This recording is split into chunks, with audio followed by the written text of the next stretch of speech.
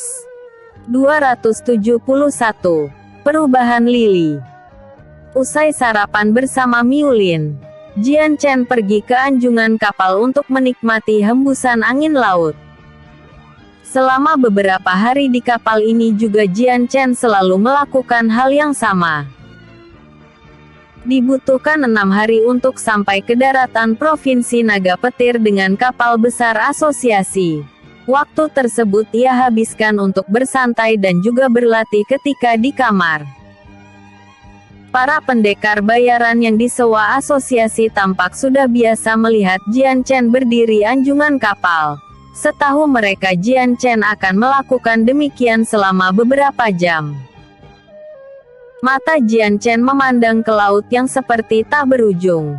Meski terlihat ia baik-baik saja sekarang, namun keadaan suasana hatinya sedang terpengaruh. Apa semua ini sebab karenaku? Gumam Jian Chen pelan dengan nafas yang berhembus berat. Selama ini Jian Chen berpikir Kekaisaran Naga akan aman jika organisasi 12 Sio pemburu dilenyapkan. Ia semakin optimis ketika telah berhasil membunuh 3 di antara mereka, namun keyakinan itu mulai goyah sekarang. Belum ia mengatasi para Sio itu, Jian Chen harus dihadapi dengan konflik antara kekaisaran yang skalanya jauh lebih besar. Di kehidupan pertama bahkan sampai 10 tahun ke depan dari sekarang, Kekaisaran Naga tidak mendapatkan serangan dari kekaisaran lain. Tapi kini semuanya telah berbeda dari takdir semestinya. Kekaisaran Qilin yang dulu hanya menganggap Kekaisaran Naga sebagai kekaisaran kecil kini telah dianggap mereka sebagai ancaman saat melihat pertumbuhan para pendekar Kekaisaran Naga yang melonjak cepat. Pertumbuhan yang di luar kewajaran itu tidak bisa dibiarkan Kekaisaran Qilin terlalu lama, atau kelak Kekaisaran Naga bisa menandingi mereka atau bahkan melebihinya. Pertumbuhan itu disebabkan karena sumber daya yang dihasilkan asosiasi klan Miu tentang pil-pilnya yang berkhasiat tinggi. Pil-pil itu tidak lain berasal dari resep yang Jian Chen tulis pada mereka. Resep yang sama yang membuat asosiasi klan Miu jadi naik daun setelah menjualnya. Kalau dipikir-pikir semua ini disebabkan karenaku. Andai aku tidak memberikan resep pil pada asosiasi maka... Jian Chen menghela nafas sebelum menggeleng pelan. Dia sadar mengeluh perbuatan dan keputusan masa lalu tidak akan membawa apapun untuknya saat ini. Jian Chen tidak mengerti apakah adanya dirinya yang hidup 2 kali adalah hal baik atau buruk untuk dunianya sekarang. Meski ia telah berhasil menyelamatkan klannya, tetapi masalah yang datang justru semakin besar. Jian Chen hanya menghela nafas dari waktu ke waktu ketika memikirkan itu semua. Pikirannya terasa berat dan hampa. Rasa-rasanya semua yang terjadi pada dunia ini disebabkan karenanya yang ikut campur dalam takdir aslinya. Setelah memandang laut yang entah kenapa terasa jadi sesak, Jian Chen kembali ke kamarnya untuk beristirahat. Ia tidak mengerti, namun entah kenapa dirinya terasa sangat lelah. Kejahatan itu selalu ada di dunia ini. Begitu juga kebaikan. Walau kau membabat habis seluruh orang jahat di muka bumi ini, mereka akan tetap terlahir kembali. Begitu juga dengan kebaikan. Meski kejahatan merajalela, kebaikan akan tetap ada untuk menyeimbangkan dunia ini agar selalu dalam posisi seimbang. Suara Lily tiba-tiba terdengar di telinga Jian Chen, membuat pemuda itu terkejut bukan main saat menoleh ke sumber suara. Jian Chen terkejut bukan karena Lily yang sudah terbangun dari tidurnya, melainkan gadis cantik itu sedang berdiri di depan matanya secara fisik nyata. Lily, kau, bagaimana kau bisa keluar? Lily tersenyum lebar. Ia menikmati keterkejutan Jian Chen. Bagaimana? Kau terkejut bukan? Lily terkekeh pelan yang terlihat imut dan manis di pandangan Jian Chen. Lily mulai bergerak di sekitar kamar Jian Chen sambil melayang terbang ke sana kemari. Ia tampak antusias ketika melihat laut di luar jendela. Ah, sudah lama sekali aku tidak merasakan dunia luar ini. Lily menarik nafasnya yang dalam sebelum menghembuskan secara pelan. Gadis itu terus menatap keluar jendela yang terbuka, memandang laut, merasakan setiap hembusan angin yang menerpa wajah dan rambut panjangnya yang indah. Lily amat menikmati dunia luar setelah terkurung beberapa tahun di dalam dantian Jian Chen. Gadis itu seperti burung yang terjebak di dalam sangkar dan akhirnya terbebas kembali. Setelah beberapa menit menikmati, ia kemudian hendak menjawab pertanyaan Jian Chen sebelumnya, namun ketika melihat pemuda itu, Jian Chen justru sedang menatapnya balik.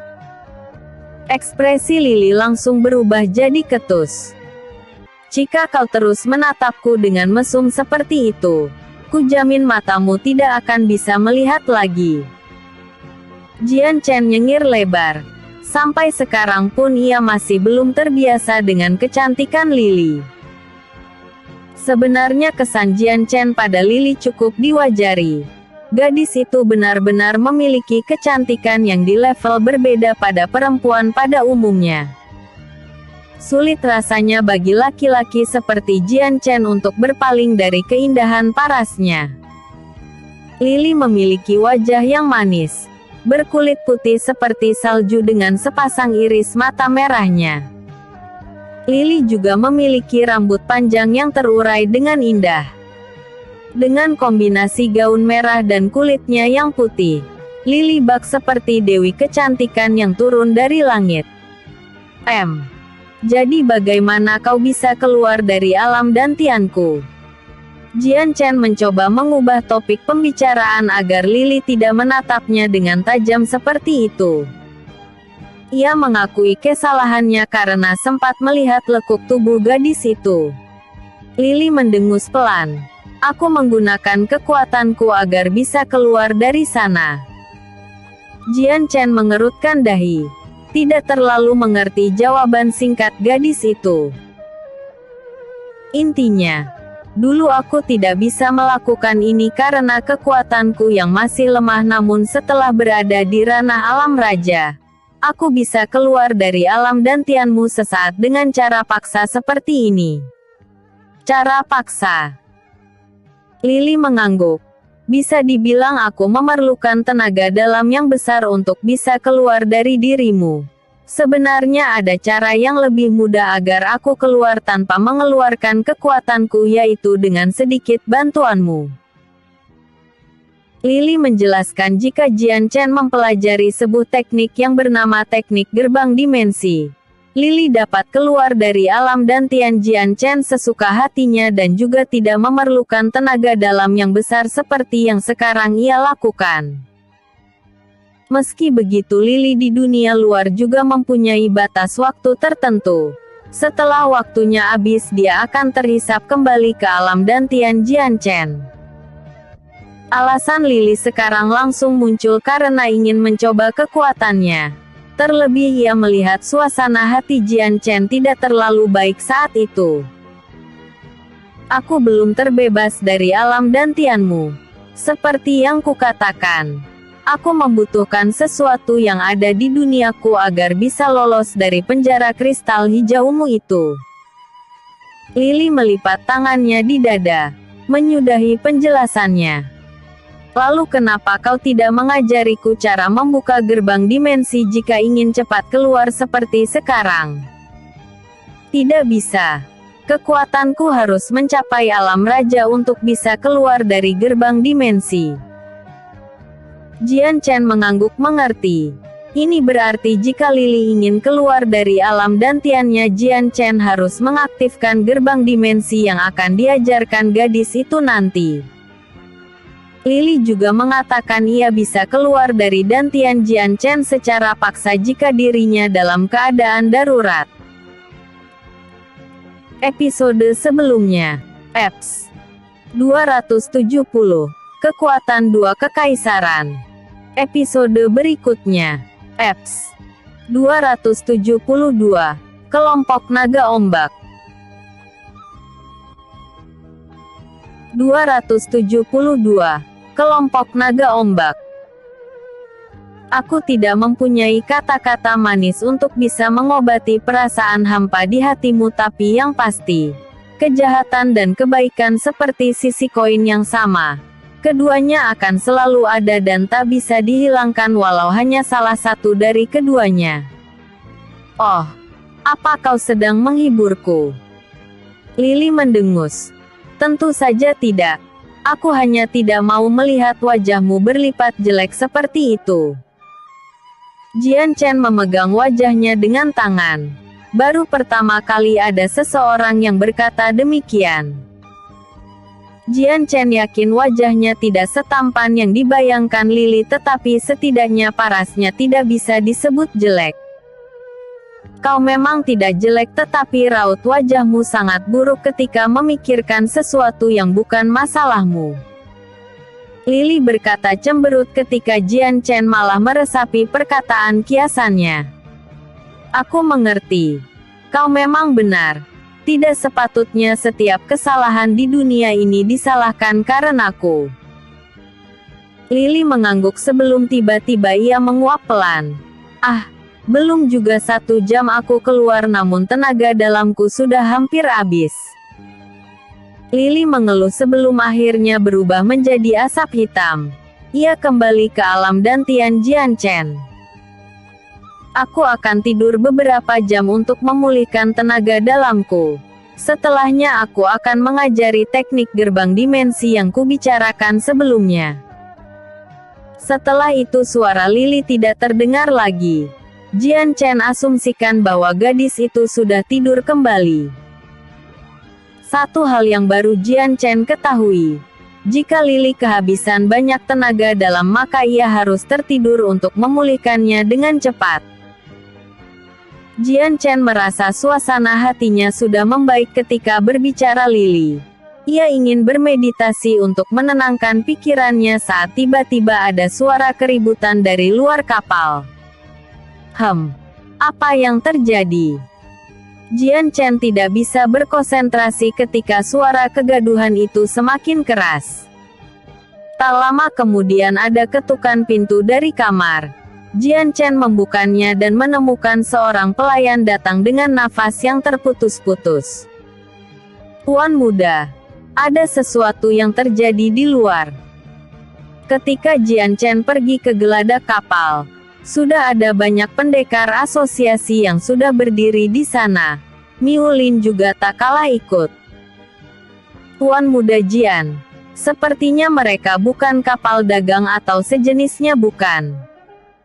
Miu Lin menunjuk beberapa kapal tak jauh dari kapalnya bergerak. Jian Chen tidak dulu menjawab. Ia menyipitkan matanya untuk melihat kapal-kapal itu. Setidaknya ada 4 kapal besar yang sedang menuju kapal asosiasi. Kapal itu bisa menampung ratusan orang di dalamnya. Awalnya Jian Chen berpikir bahwa kapal-kapal itu adalah bajak laut, namun ia tidak menemukan tanda-tanda yang seharusnya dari mereka.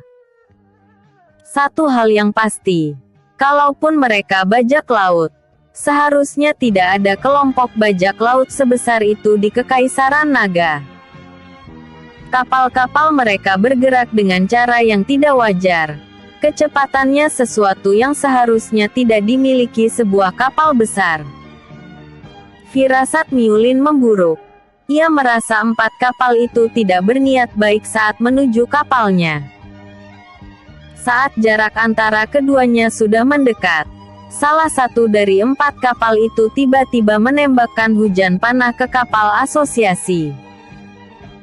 Para pelayan dan pendekar terkejut saat melihat ratusan panah itu. Mereka bahkan belum sempat bersembunyi saat tiba-tiba mereka langsung menyerang begitu saja. Panah-panah yang dilepaskan hampir separuhnya sampai ke kapal. Menyadari hal tersebut, Jian Chen mengibaskan tangannya yang menciptakan gelombang angin besar. Panah-panah itu seketika berhamburan di udara. Meski gagal, Nyatanya kapal-kapal itu tetap melepaskan anak panahnya lagi, tetapi kali ini 4 kapal menembakkan panah secara bersamaan. Jian Chen berdecak kesal. Ia buru-buru melompat ke atas tiang kapal. Elemental angin. Pusaran badai angin. Dengan elemennya, Jian Chen menciptakan pusaran angin topan kecil untuk menghisap anak-anak panah di sekitarnya ke pusaran angin topan tersebut. Meski membuat kapal asosiasi jadi berantakan, namun setidaknya tidak anak panah yang mengenai orang-orang di atas di kapal. Aksi yang Jian Chen lakukan mengejutkan para pelayan, pendekar yang disewa asosiasi serta Miulin. Apa yang dilakukan Jian Chen benar-benar terlihat mengagumkan. Bukan hanya di pihaknya, pendekar-pendekar yang ada di 4 kapal juga terkejut.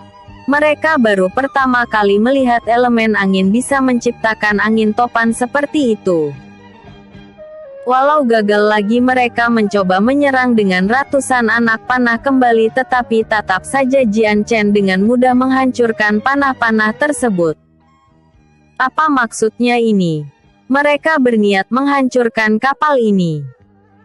Jian Chen mengerutkan alisnya ketika melihat salah satu anak panah yang dilepaskan mereka berhasil menancap di tiang kapal.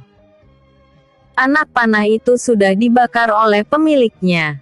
Jelas-jelas mereka ingin membakar kapal asosiasi di tengah laut. Umumnya, entah itu para perompak atau bajak laut selalu menginginkan harta jarahan korbannya.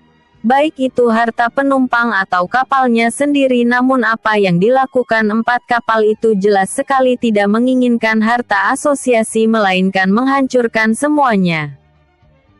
Menyaksikan serangan anak panah mereka tidak berhasil.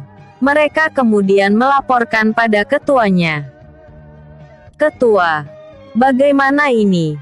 Di kapal itu ada seorang pendekar alam langit. Salah satu dari mereka bertanya pada seorang pria yang memiliki janggut panjang.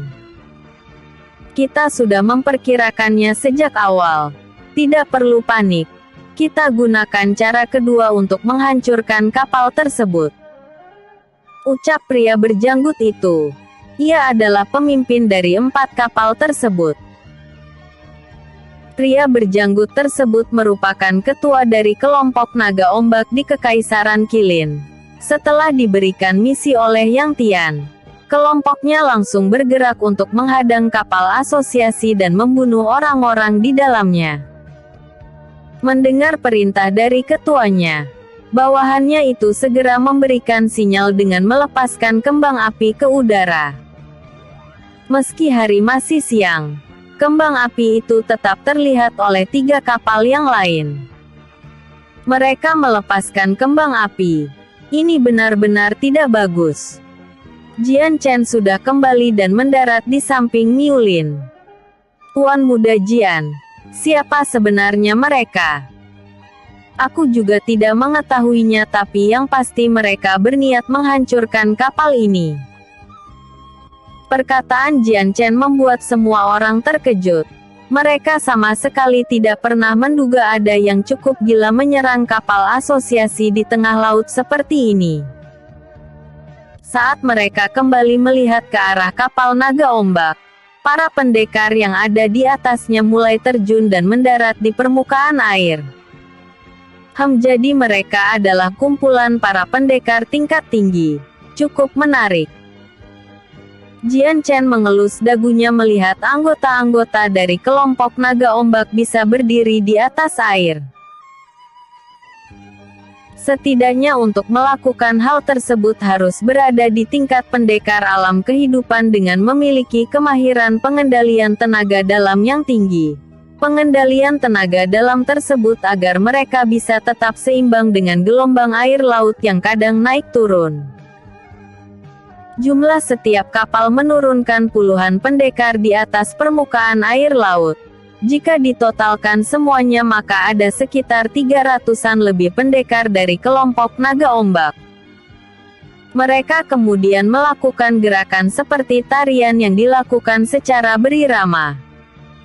Jian Chen menyipitkan matanya ketika gelombang air laut perlahan-lahan meningkat besar ketika mereka mulai menari. Gelombang itu membuat kapal asosiasi bergoyang keras dan bahkan hampir terbalik. Salah satu pendekar asosiasi yang berada di ranah alam langit kebetulan memiliki kemahiran dalam elemen air.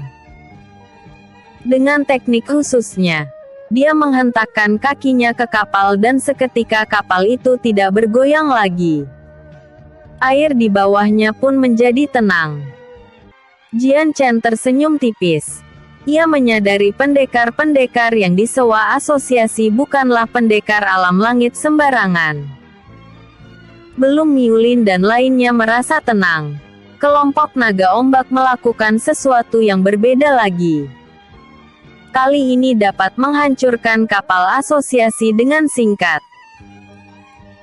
Episode sebelumnya, Eps 271, Perubahan Lili. Episode berikutnya, Eps 273, Sula. Dengan gerakan yang sama, air laut di bawahnya mulai terangkat lalu menyatu pada satu titik. Air tersebut terus berkumpul menjadi satu hingga akhirnya membentuk bola air raksasa yang besar. Miulin dan yang lainnya sampai sulit berkata-kata menyaksikan bola air raksasa tersebut. Apa yang dilakukan kelompok naga ombak terlalu di luar nalar pikiran mereka.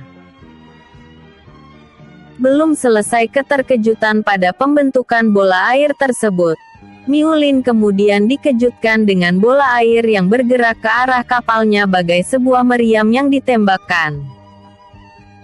Dengan kecepatannya, bola air itu cukup membuat kapal besar asosiasi hancur berkeping-keping bahkan membunuh orang di dalamnya. Miulin menahan nafasnya, memejamkan mata berharap bahwa semua ini hanyalah mimpi.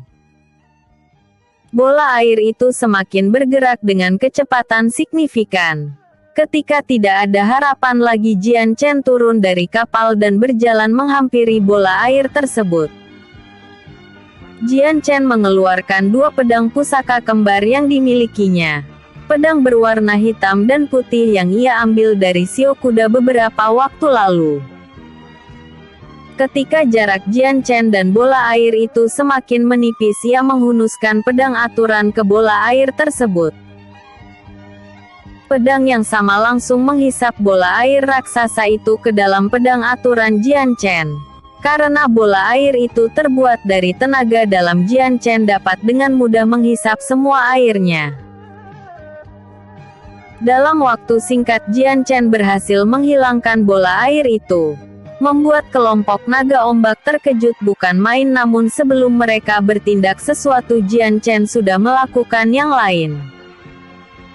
Jian Chen mengayunkan pedang satunya lagi. Bola air yang sama kembali terbentuk dengan ukuran yang lebih besar dari sebelumnya. Jian Chen kemudian menembakkan bola air tersebut ke arah kelompok naga ombak. Ini tidak mungkin. Ini sihir. Anggota naga ombak terbata-bata menyaksikan jurusnya kini mengarah pada mereka sendiri.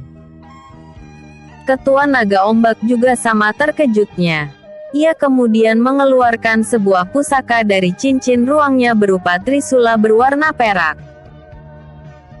Ketika serangan Jian Chen sudah mendekatinya, Ketua naga ombak mengarahkan trisula perak itu pada bola air tersebut. Seketika bola air pecah berkeping-keping menjadi sebuah gerimis kecil. Tidak buruk juga.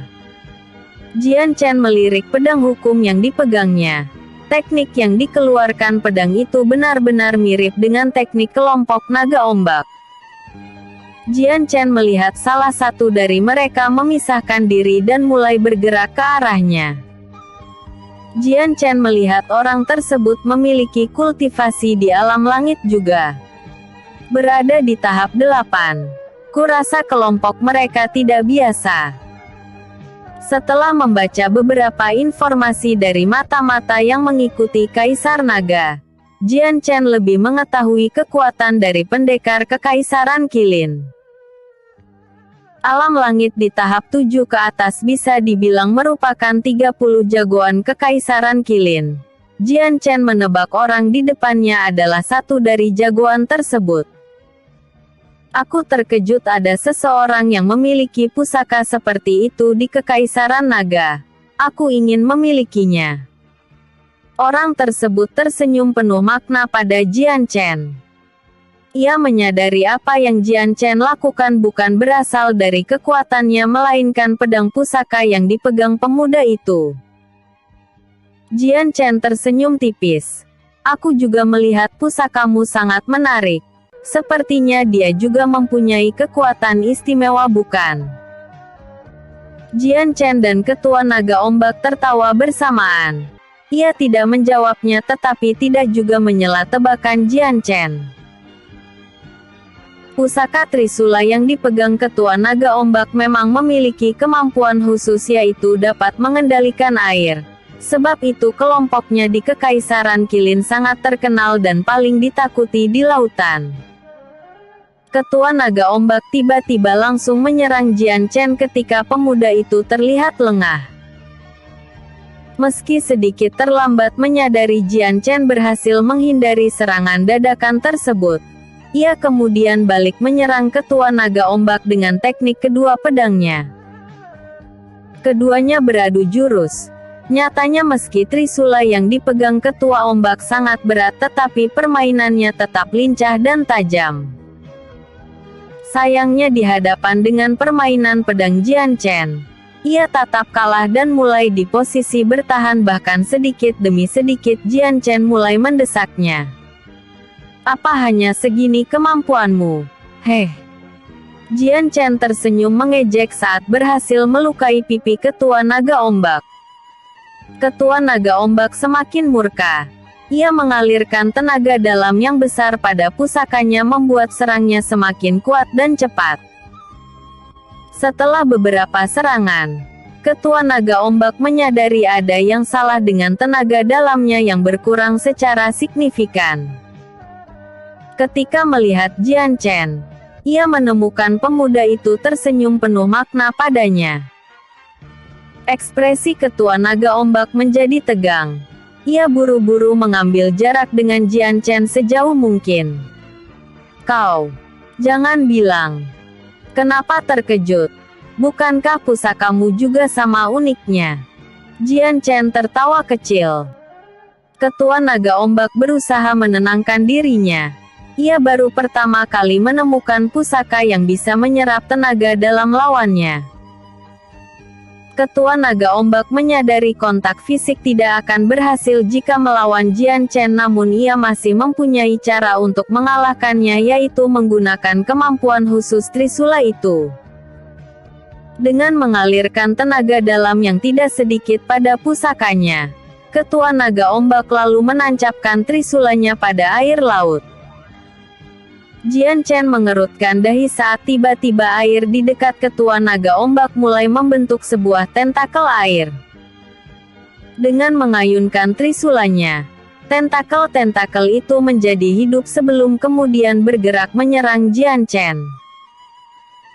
Jian Chen mengayunkan dua pedangnya untuk memotong tentakel air tersebut namun setiap kali ia berhasil memotong mereka, tentakel itu tumbuh kembali dengan cepat. Tentakel air itu seperti bagian tubuh Ketua Naga Ombak. Jian Chen sadar bahwa hal ini terjadi karena Trisula yang dipegang lawannya. Jian Chen sesekali harus bergerak di satu titik ke titik lain saat tentakel itu berusaha menangkap tubuhnya dari berbagai arah. Ketua Naga Ombak berdecak kesal. Tidak kalah cerdas. Ia kemudian membentuk air di sekitarnya menjadi ular. Dia bisa membentuk apapun dengan elemen airnya. Jian Chen berdecak kagum. Dia akui kemampuan Trisula Ketua Naga Ombak itu sangat mengesankan baginya. Bisa mengendalikan air sesuai dengan imajinasi si pengguna.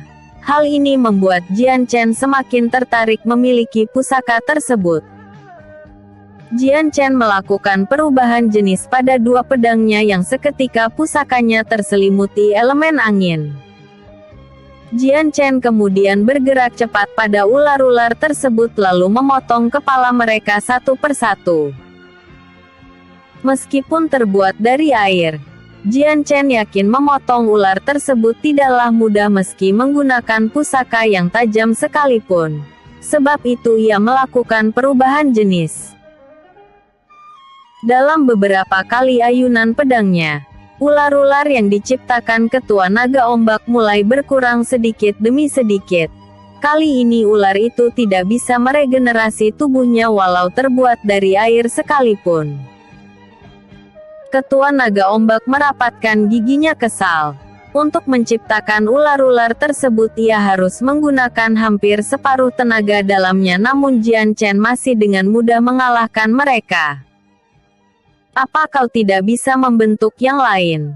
Kalau segini saja kau tidak akan bisa menang melawanku. Jian Chen tertawa kecil.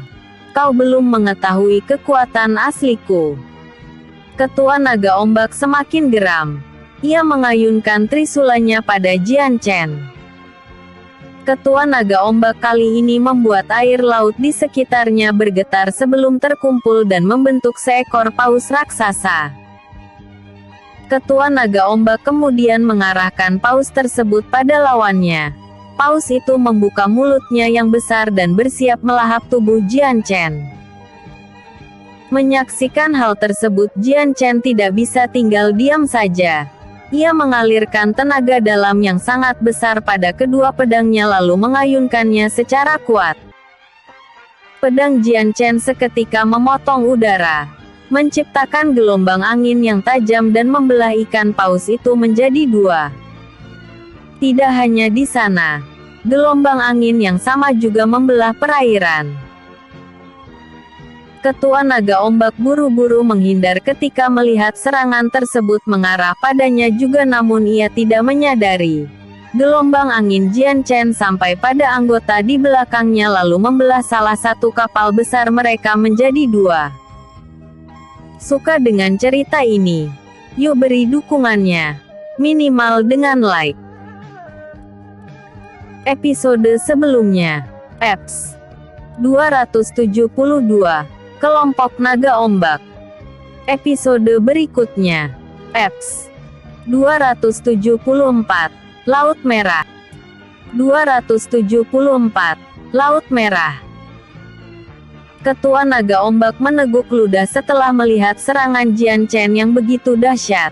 Ia yakin dirinya tidak bisa melakukan hal yang sama dan mungkin di Kekaisaran Qilin pun tidak banyak yang dapat melakukannya.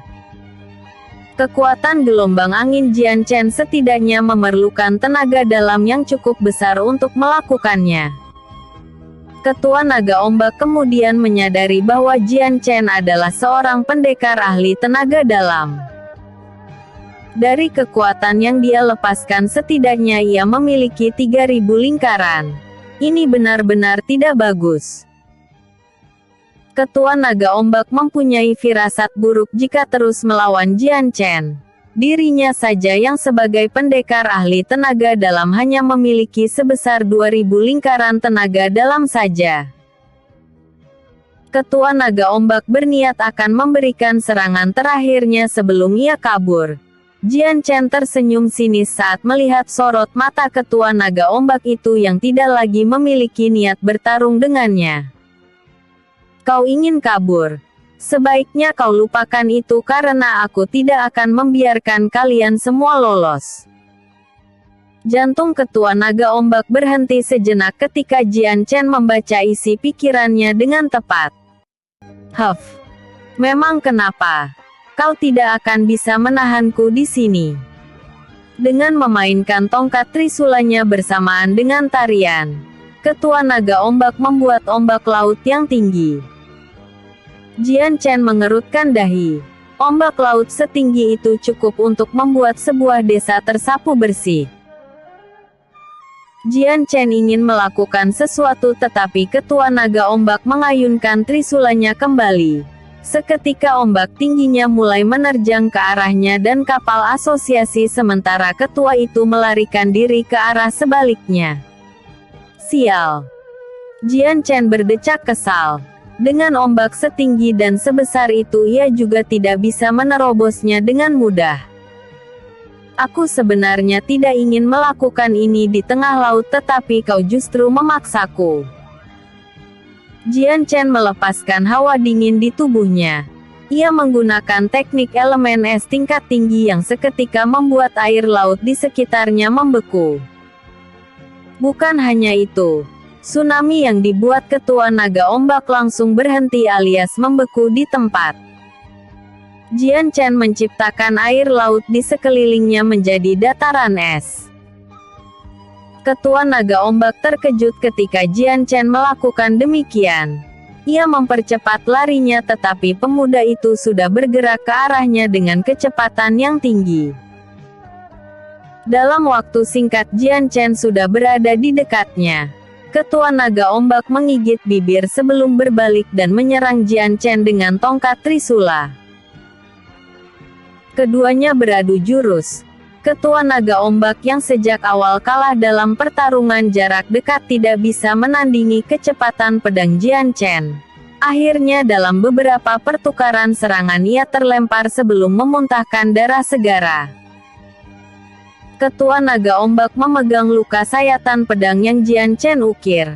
Amarahnya semakin membara.